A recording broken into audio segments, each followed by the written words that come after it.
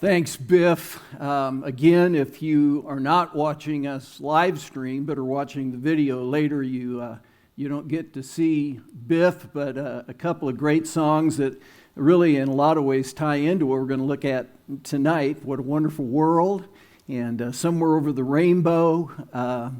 I was just thinking how many of the lyrics would have to be changed in both of those songs when we get to the point in human experience that we're in here in the book of Revelation. As Biff said, we are in our 28th session tonight. Next week we're going to wrap up the book, and the hope is, or the plan is, that the following week what we will do is the little Q&A on the book of Revelation. Some of you have started sending in a few questions, and so we're going to be able to have a good Q&A, and it might be live. We don't know that part yet, but again, if there are questions that have come up or that you have regarding the book of Revelation specifically, this is again my email address. Just send those to me, and we will try to deal with those when we get to our Q&A time. Hey, I've just got a personal request for you today, and particularly if you happen to be watching live stream tonight. My wife Joy's mom, June, who's 94, had 2 strokes this week, and she's having a tough time. My wife is up in Fort Collins with her right now, and just ask your prayers for June. And the other thing I was thinking also is this past Sunday was Cherry Hills Community Church's 39th anniversary, and as one of the founding pastors, it's been sad, really, the last couple of years to see the struggles that the church has gone through, but Sunday was amazing. I got to watch part of it, at least online, and you could just tell that the spirit of the church is kind of back, and of course they'll be looking for a new senior pastor, and we just pray that they find someone great to lead them into this next phase. So congratulations, because I know a number of you that are watching are Cherry Hills folks. So tonight we get into one more new thing. And last week, as we moved into the age that begins when Jesus returns, and again, I feel like these last 2 chapters of Revelation may be the most important in the Bible, because they show us what God's end game has always been from the beginning, that there is going to be a new age that begins when Jesus returns. There's going to be a new heaven and a new earth. Revelation says this way then. John says, I saw a new heaven and a new earth, for the first heaven and the first earth had passed away. There was no longer any sea. We saw that when we're looking at this, that God says, he who is seated on the throne, I'm making everything new. And then he said, write this down, for these words are trustworthy and true. And so we have this new heaven, new earth. The old earth that we're part of right now is part of what is referred to in the text as the old order of the fallen world, where we do experience things like death and suffering and mourning and pain, and we're told that, really in just one nanosecond, that this current heaven and earth will be gone. There'll be a dissolution of the elements, and then in 1 nanosecond that God will create a new heaven and a new earth. And again, we have to constantly remember that what we're looking at, this difficult question, is what we're seeing literal, or is it symbolic of something else? Again, we'll be kind of approaching it almost in a more literal sense tonight again, but always remembering that what we're looking at could really be symbolic of something different. Last week, as we started to look at the new heavens and the new earth, we saw some new things, and we saw that part of what will happen in this new heaven and new earth, that one of the new things is that we'll actually have a new body. And we know a lot about this new body, not in Revelation so much, and again, not more literal than symbolic, out of 1 Corinthians 15. And I would encourage you to go back and read that chapter, because in that chapter, the Apostle Paul writes about the new body that we will have. And he's dealing with people that are kind of arguing that there is no resurrection, and so he's making his argument for what the resurrection will be like, and specifically the resurrection body. So we get a new body that is heavenly, he said. In other words, that it'll be designed for this new reality, that our current body would not be able to exist in this new age, and so we need a body that is fit for the heavens, I think is the literal expression for the word that's used there. Not only that, it'll be incorruptible. It will be a body without decay, that there will be not only no more death, there won't even be illness anymore, that we will have this amazing body that's incorruptible, that it'll be powerful with the power of the Holy Spirit. The word that's used there is dunamis. It'll be glorious. It'll really reflect the glory of God. And it'll be spiritual. It will be dominated by the influence of the Holy Spirit.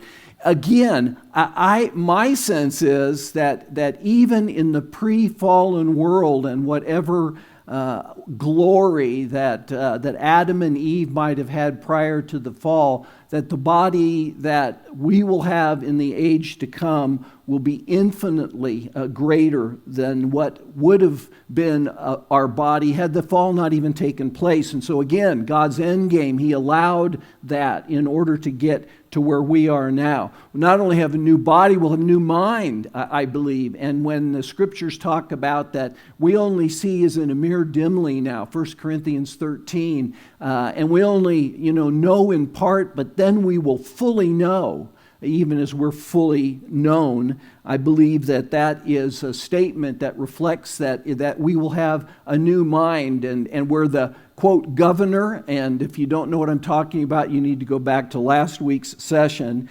There won't be a governor. It'll unimaginable what this new mind will have the ability to do. And along with that, I think a new spirit. And again, Romans 8 talks about that we now experience the first fruits of the Spirit. So our entire spiritual experience is like the little part of the harvest that gets brought in as a thanksgiving sacrifice, getting ready for the massive harvest that's to come. Well, in a sense, that's what our spiritual experience has been. Just the first fruits, but there'll be a new capacity spiritually, and we're going to see a little bit more about that not only tonight but also next week. So a new spirit, and then all of that taking place on a new earth where there's perfect harmony, and where earth is even beyond what God created when he created Eden. And so again, it's amazing. It's just powerful what is reflected here in these final two chapters of what God's ultimate plan and end game was. And we promised last week that there would be one more new that we would look at together tonight. And that new is that along with all of this, you get a new home. And that new home will be in a city, if it's literal. And that city will be new because it'll be the new Jerusalem. And that's what we're going to take a good look at tonight. John writes this way: I saw the holy city, the new Jerusalem, coming down out of heaven from God, prepared as a bride, beautifully dressed for her husband. John sees something coming down out of heaven. Now, let me just go off on a little tangent here for a second. In the book of Revelation, where is this New Jerusalem located? We think, when we think about heaven, we usually directionally think about up. I'm not sure that's even accurate anyway. I think we're moving into new dimensions, and so directionally, it's hard to really put a proper word on it. But generally speaking, we think of heaven as some place that we go up to. But what Revelation tells us is that ultimately heaven is coming down, and that where it is coming down to, it's coming down to earth, and that the New Jerusalem, again, will be on the new earth that we looked at. Tangent, okay. You can kind of see today, I wore one of my favorite t-shirts today because it's got a logo that I've always loved, which is the flying skull. And it's interesting because a lot of people, when they look at this logo, oftentimes they think about motorcyclists, because it seems like motorcycle clubs have sort of co-opted this image. But what most people don't understand is that the flying skull was really a Christian symbol. And if you ever make it back, particularly to the East Coast, and some of these graveyards that date back to the 17th and 18th century, it's interesting. I remember walking into one of these in Boston one day, and all of the graves had flying skulls on them, which just, it kind of stumped me at first, because I knew that it wasn't a grave of a bunch of 17th and 18th century motorcyclists for sure, but it was a Christian symbol. And what it really symbolized was that the skull symbolized mortality, that we all should be aware of the fact that in this age we are going to die, that there are limits to our life. And then the wings had symbolized the image of rising again up to heaven. So it was really a Christian symbol. And someone was just pointing out to me today, you won't need the wings anymore in the New Jerusalem, because it's going to be on earth. And actually, you won't need the skull anymore, because there isn't going to be death either. So we're not going up, it is coming down. And what is coming down is a city that John sees. And again, the great debate among biblical scholars is, well, is this a symbolic city that represents something else? Some believe that it is. Others believe that no, there will be a literal city. There will be a new Jerusalem. I think it's interesting that when we talk about the new heavens and the new earth, in Revelation, we know we're dealing with literature that's highly symbolic, but also it's rooted in the Old Testament, where we've looked at passages like in Isaiah and in 2 Peter and Romans, all of which talk about a new heavens and a new earth. And when they talk about it, they're speaking in literal language, not in symbolic language. And so I think it's real possible that there will be a literal city, even if the description that's given here could be symbolic. In other words, the New Jerusalem might not look exactly like what John sees, and perhaps what he's seeing is symbolic of what this actual new city will be. One of the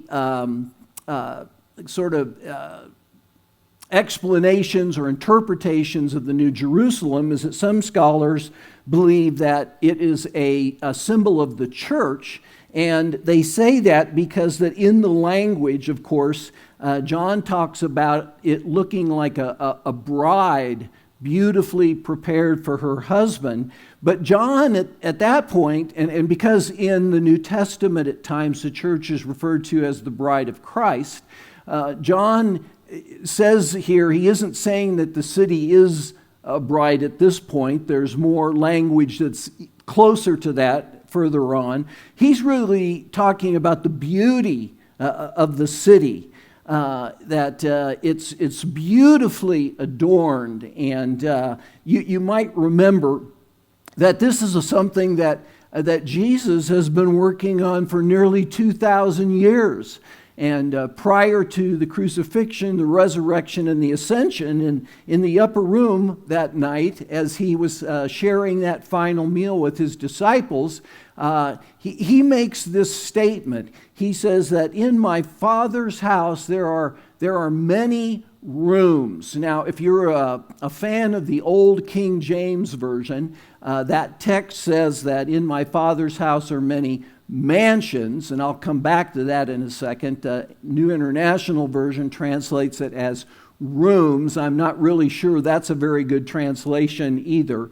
If it were not so, would I have told you that I'm going there to prepare a place for you?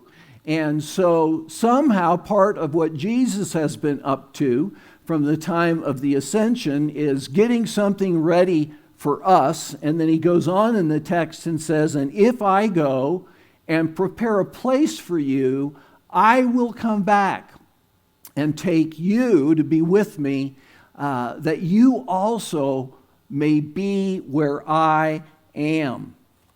The old King James Version, when it says mansions, the word that actually appears in the Greek text is the word monē, and the word simply means a place to live, a residence, an abode, a dwelling place. But back in the 4th century, when the early church father Jerome was translating the Bible out of Hebrew and Greek and into Latin, which became what was called the Vulgate and was really the church, the official Bible of the church for centuries after centuries, when he came to this word, the Latin word there for this Greek word was the Latin word mansione.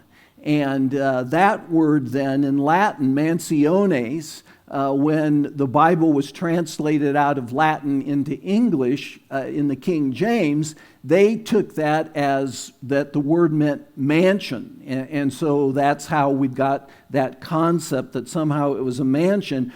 But the reality is that somehow what Jesus is saying, that in his Father's house, the place where the Father will reside in the new age, that there will be a place for you and I that will be a new home for us. And if you haven't quite figured it out yet, this, new heavens and a new earth and a new you and a new Jerusalem, all of that is what we call heaven. I mean, this is what things will be like in this age to come. When someone dies now that is a believer in Jesus, and they their soul and spirit leave their body, and as Paul said, to be absent from the body is to be present with the Lord. We think of that as heaven, because heaven is the place where God dwells. And now what we're seeing is that heaven now is what is referred to in Revelation as the new heavens, the new earth, the new Jerusalem, the new you. All of this is part of what heaven actually will be.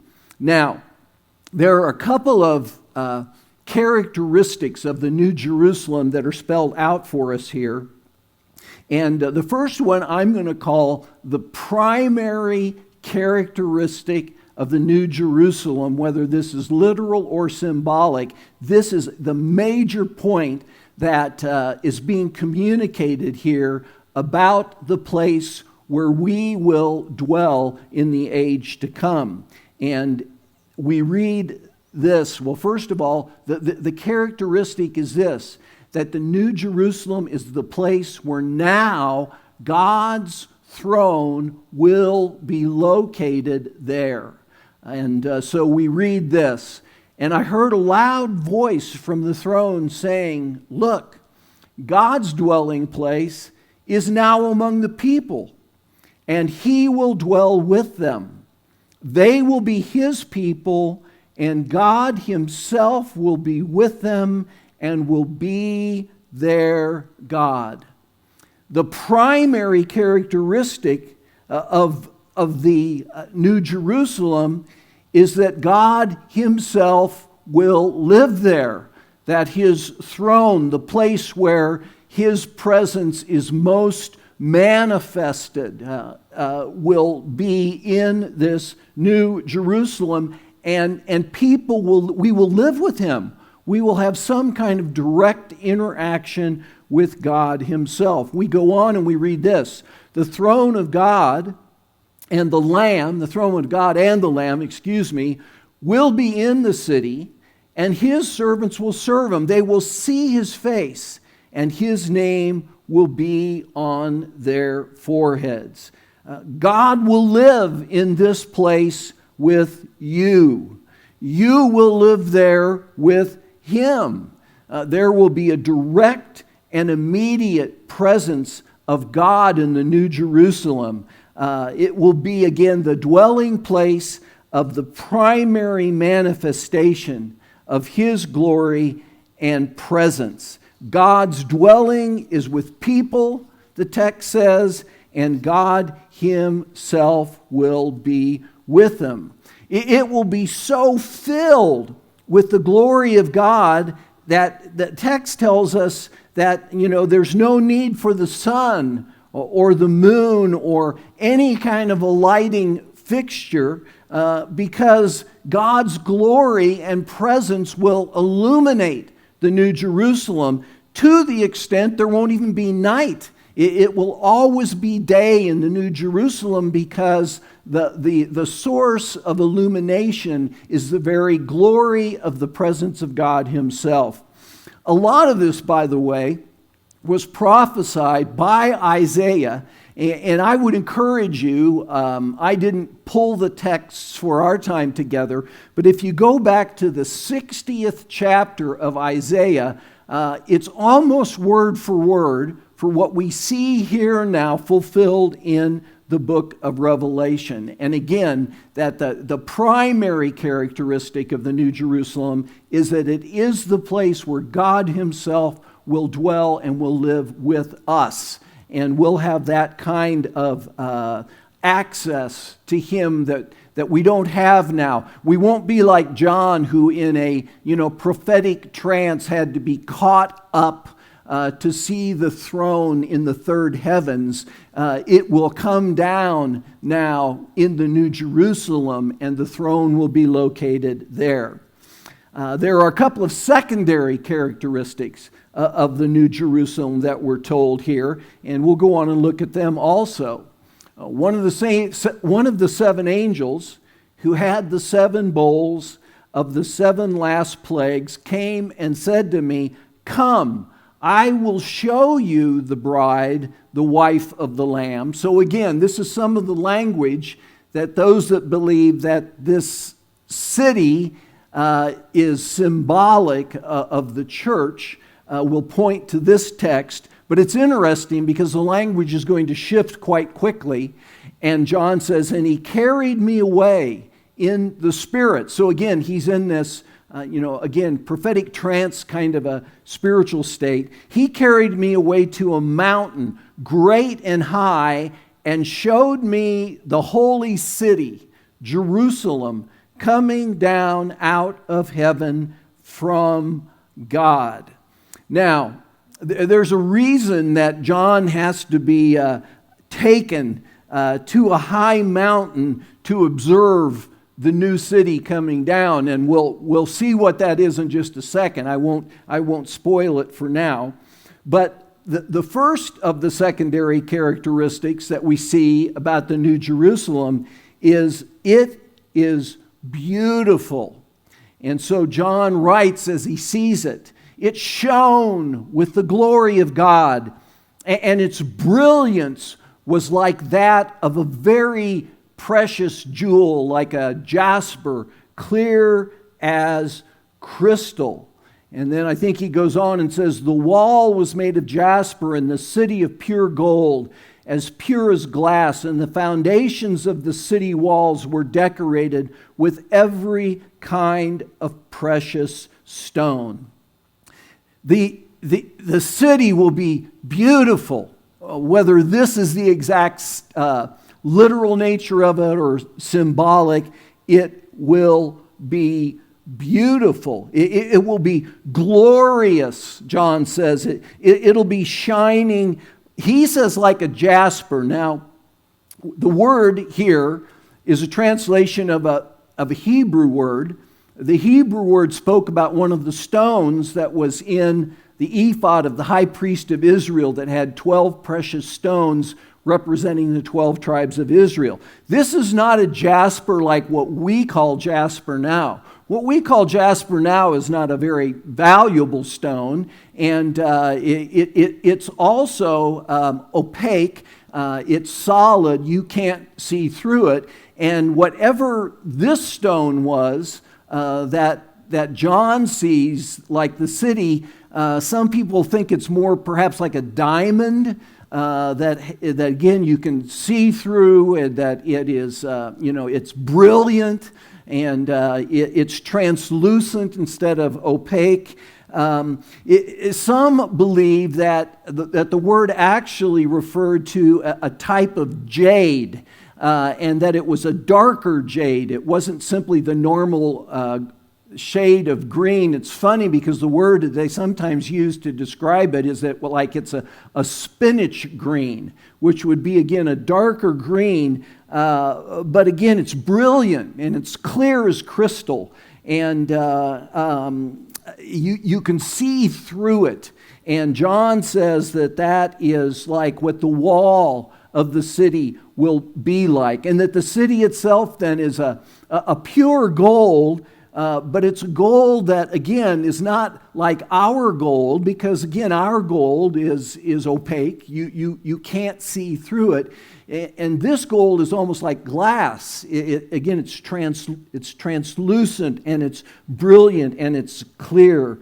And so the walls are made of something like this. And then the foundations, he says, of the city they're decorated, adorned with every precious stone, and on those stones are the names of the 12 apostles. We don't quite know if there are two different ways of looking at the text. One is that the foundations would refer to the fact that this city would sit on 12 massive foundation stones, and you'll see a little bit why they would have to be massive, and that on each of those stones are the names of the 12 apostles. Others think that they're layered, that there are 12 layered, foundations to the city. We don't really know, but what we do know is that upon those foundations or foundation stones are precious stones, and also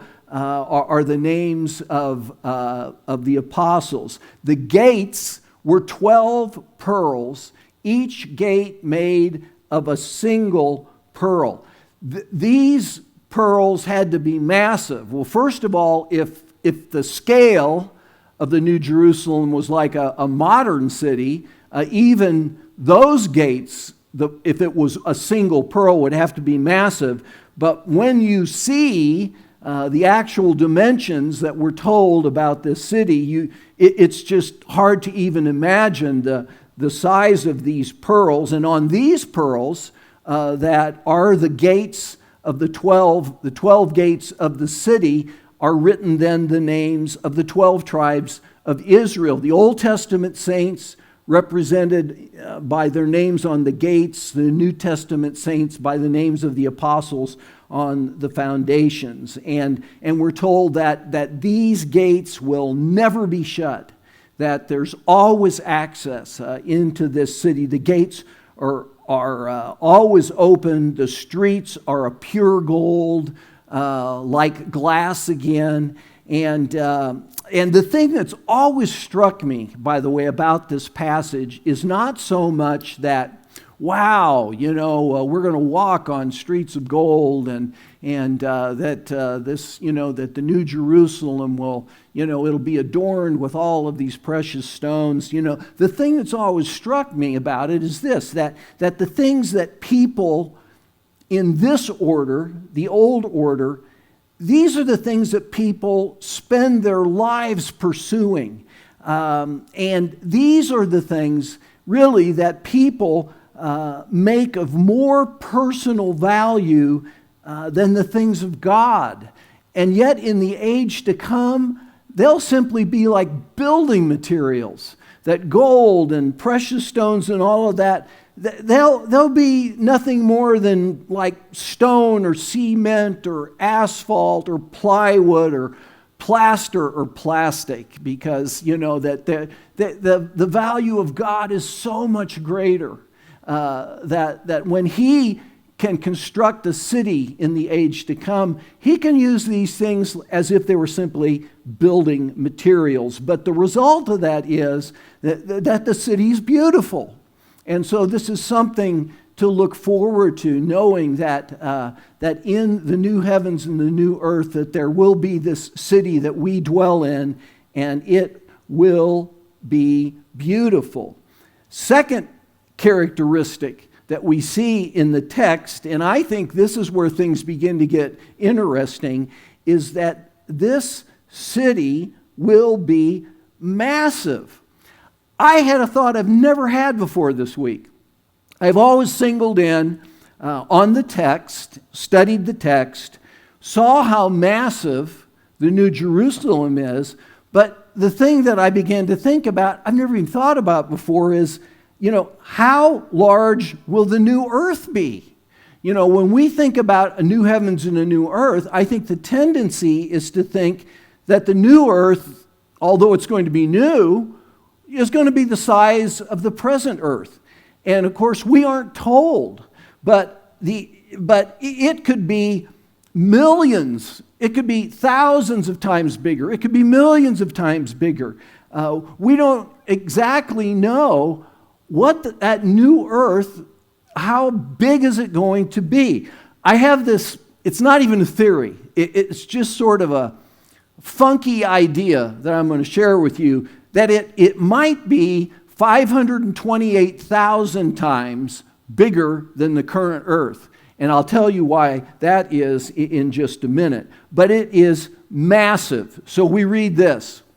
The angel who talked with me had a measuring rod of gold to measure the city, its gates, and its walls. And he goes on. He measured the city with the rod and found it to be 12,000 stadia in length and as wide and high as it is long.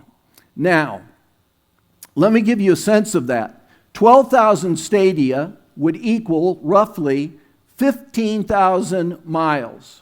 So, the footprint of the city, if it's literal, is 1,500 miles by 1,500 miles by 1,500 miles high. Let me give you a little sense of that. So let's imagine that that city was here in America. The footprint of the city would look like this. It would roughly span almost from the Mississippi to the Pacific, and it would span from Canada to Mexico. So the footprint is massive, but it's not a normal city. It's a cube.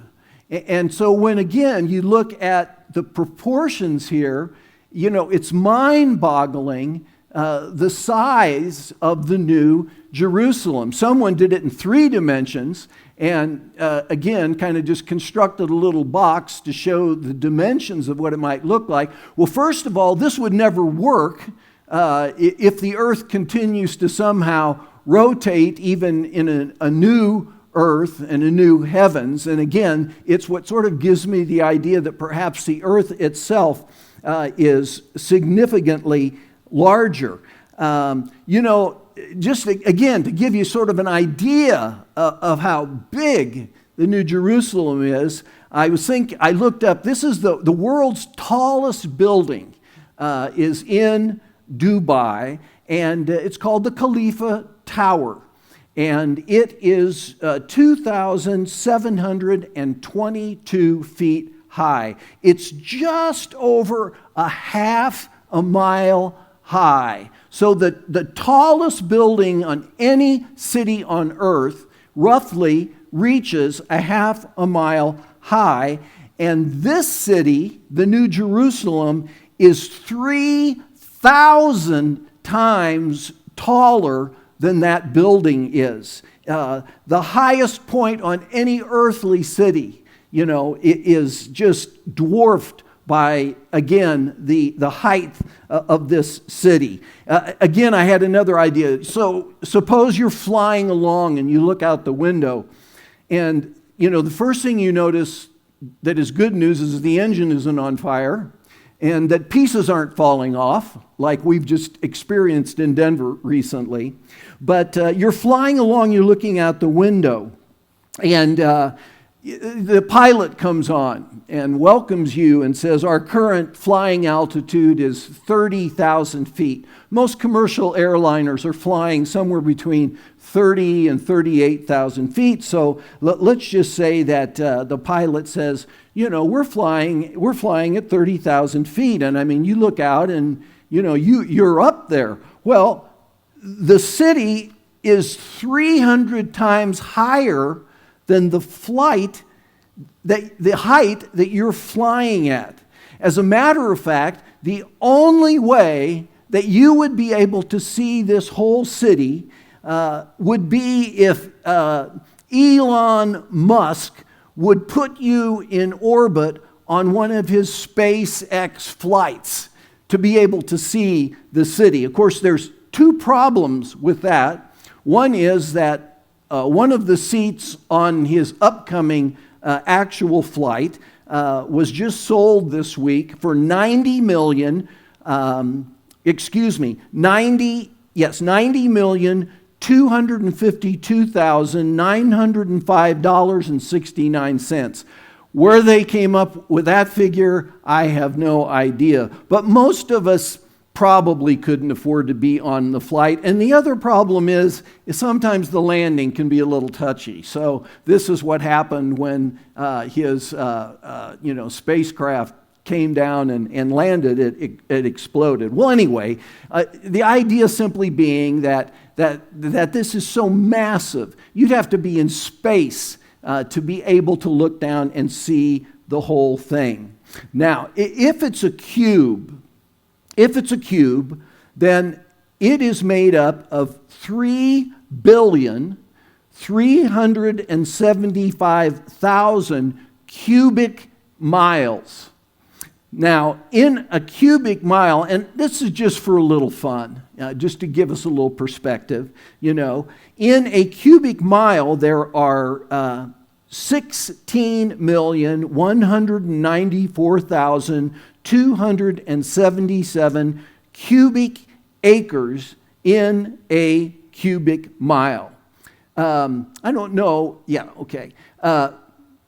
And if you took this figure of this many cubic acres, and let's just assume, remember Jesus said, well, in my Father's house there's many dwelling places. I mean, there's obviously a lot of space. And what if everyone's dwelling place was a cubic acre? I mean, that would give you plenty of room. Even if it was a mansion, a cubic acre would be, a lot of space. But let's just assume that, that maybe we live as families and that every one of those places to live has 4 people. Then the New Jerusalem would be able to accommodate a population of 218 trillion, 623 billion, 48 million people. Now, to give you a sense of how many people that is, from 50,000 BC till today, the estimate is that somewhere between 100 to 200 billion people have lived. So you look at the capacity of the New Jerusalem, the space could accommodate roughly 1,000 times more people than have ever lived on planet Earth. Now, again, just for fun, if the density was a little, smaller, let's say, for instance, that it was the density of Denver. The density of Denver is approximately 5,000 people per square mile. Then the number of people that could live in the New Jerusalem would be 4,732,500,000,000,000 people. I mean, you get the point. It is just massive. And one of the kind of thoughts that has, kind of knocked around inside of my brain, it's been 2,000 years since Jesus rose from the dead. His contemporaries thought he was returning quickly, but when you see the scope of what it is that God had planned from the beginning as his end game, really part of what Jesus is doing is he might just be populating the New Jerusalem. Aren't you glad he didn't return during the first century? I mean, aren't you glad he didn't return at the time of the Spanish flu in 1918? Most of us, aren't you glad he didn't return during World War II when, Hitler was in power? Because most of us wouldn't be there. And yet, it's obvious that the kind of space he's talking about, and maybe that might be one reason why Jesus isn't coming real soon. We like to think that he is, but he's in process of populating the New Jerusalem. So again, it might just be massive. Is there a slide about the earth? Okay, I think somewhere I've lost. I was going to show you. Okay, I'm sorry. I think that somehow or other in my presentation, because I was going to show you a little bit about, the perspective of the size that the earth might need to be in order to accommodate the New Jerusalem, and that's where the 528. Well, I might get there in a second.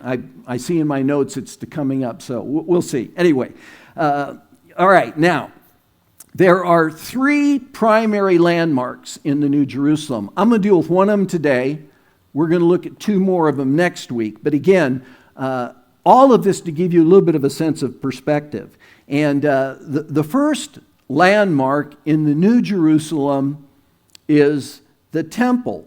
But let me show you what John writes. I didn't see a temple in the city because the Lord God Almighty and the Lamb are its temple. And so really the first sort of landmark of the New Jerusalem is that there is no temple. The Father and the Son are the temple. Think back to what the purpose of the tabernacle and the temple was. Really, the primary purpose was to be a place where God could just manifest a little bit of his presence and glory. It was called the Shekinah. And when you think back there, this is a model of what people think the tabernacle looked like. I'm not sure God ever wanted a temple. That was almost more David's idea, and then it eventually got built. I think God was maybe a little more comfortable with something that you could tear down and move on. You didn't have to stay in the same place, which is what happened during the time that the nation was on their way to the Promised Land. And the tabernacle was smaller than the temple, obviously, but we think it looked something like this, except we're pretty sure it didn't have electricity. So probably that little electrical, object there wasn't there. But the tabernacle, again, this was a place where God manifested his presence. And he manifested it over here in what was called the Holy of Holies.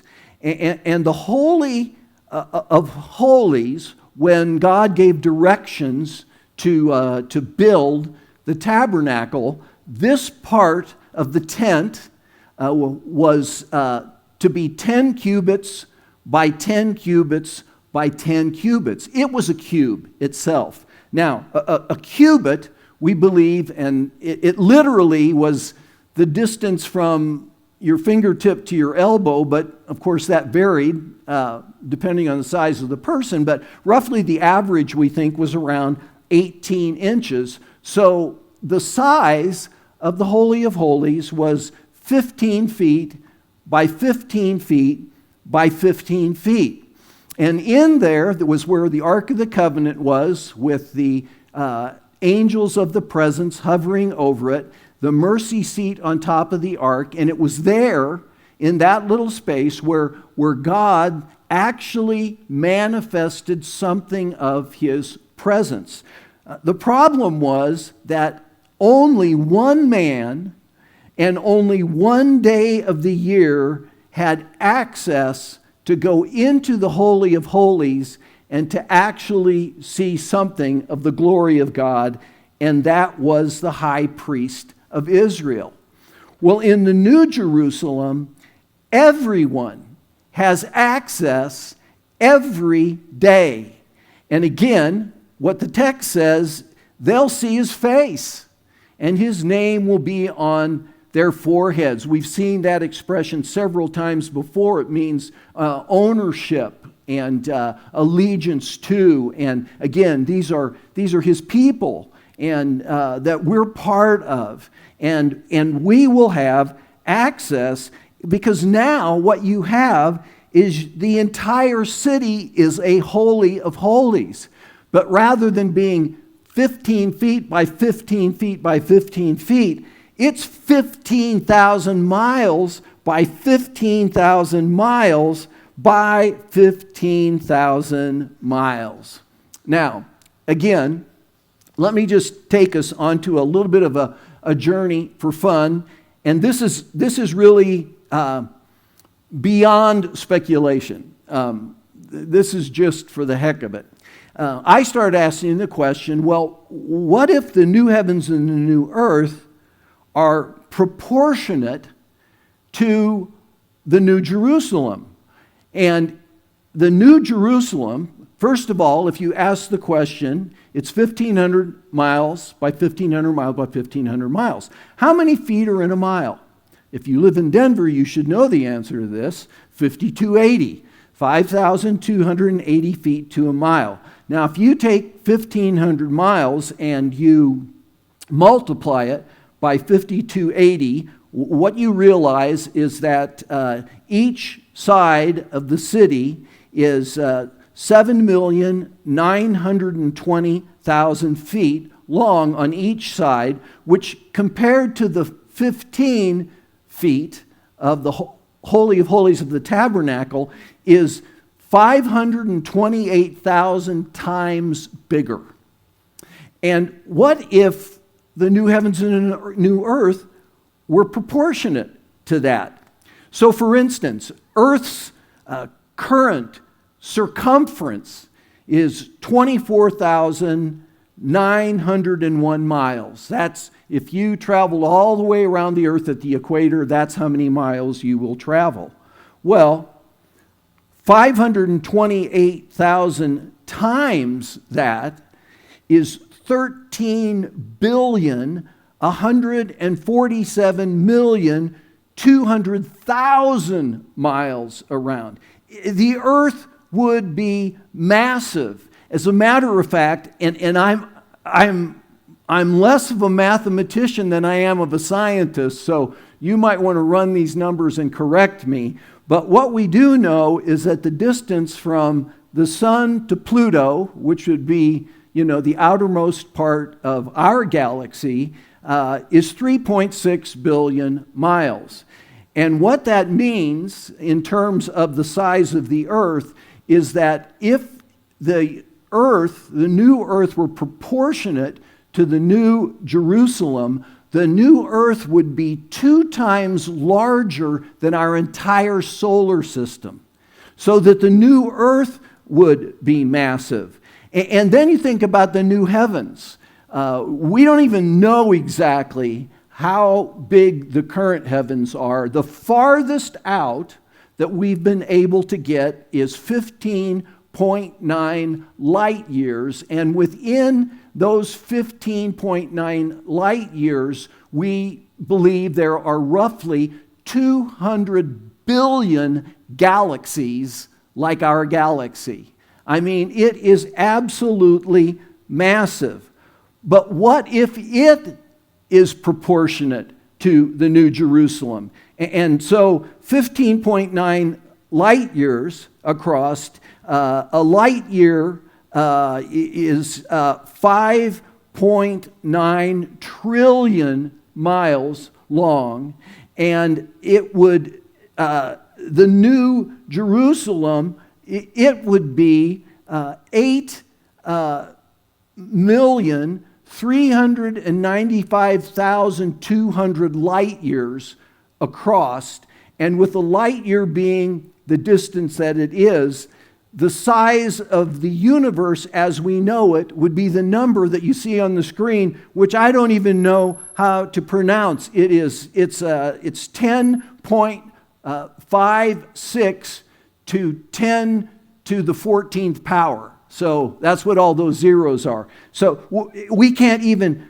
comprehend the size of what the new heavens might be. And if you take the 200 billion galaxies and multiply that by 528,000, you end up with 1,056 times 10 to the 14th power, which is what, again, that's what the number is actually on the bottom of your screen there. So the whole point being simply this, that the new heavens and the new earth could just be massive. It could make the present heavens and earth seem like they were just tiny.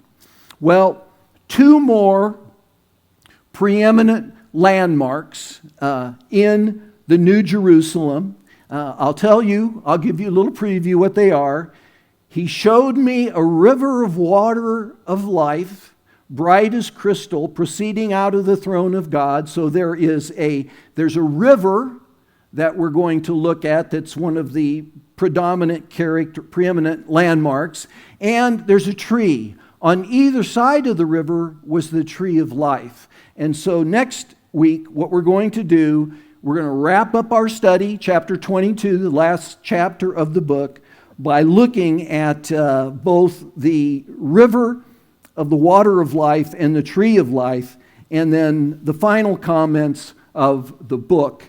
And then the following week we'll have our Q&A. So that's it for today. I hope I've stretched your imagination a little bit today, because again, I think our tendency is to think way too small. But again, even if it's symbolic, it's telling us that the things to come are way beyond our imagination. So, Biff, we got a few questions. You want to come on up and share those with the groups? Dr. Bob, all that math in there just made me go, aye. What an amazing job you've done. I guess the highest number I've ever thought of was Avogadro's number. And even that, I can't even wrap my mind around it. So we have 3 questions for you tonight. For those of y'all who are in your small groups, or those of y'all who want to ponder and do some deeper study, the 3 questions are this. What do you imagine when you think of heaven? What do you imagine when you think of heaven? Question number 2, Do you think the New Jerusalem is literal or symbolic? Question number 2, do you think the New Jerusalem is literal or symbolic? And our third question is, what do you think a heavenly mansion will look like? Again, what do you think a heavenly mansion might look like?